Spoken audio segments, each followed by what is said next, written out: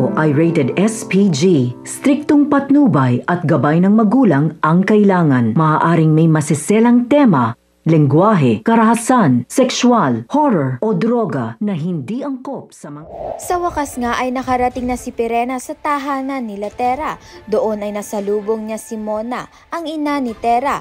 Hinahanap ko ang iyong anak, saad nga nito ni Pirena. Ito na nga ba ang inaabangang pagtatagpo ng dalawang sangre? Habang nagaganap nga ang lahat, si Geya, ang yumaong anak ni Danaya, ay humihiling sa mga bathala na muling mabuhay upang makatulong nga sa nalalapit na panganib sa Encantadia.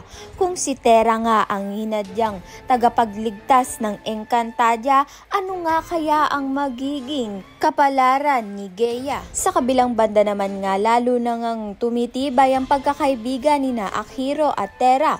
Ngunit unti-unti na ring nararamdaman ni Akihiro ang bigat ng lihim ng kaibigan. Hanggang saan nga kaya ni Akihiro na itago ang kanyang mga nalalaman tungkol sa kapangyarihan ng kanyang kaibigan na si Tera. May nag-offer nga dito kay Akihiro ng malaking pera kapalit ng pagturo sa kinaroroonan ng sangre.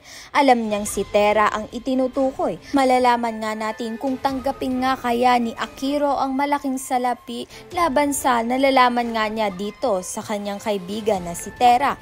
Kaya naman nga't yan at iba pa ang dapat nating pakaabangan. Maraming salamat sa iyong panonood.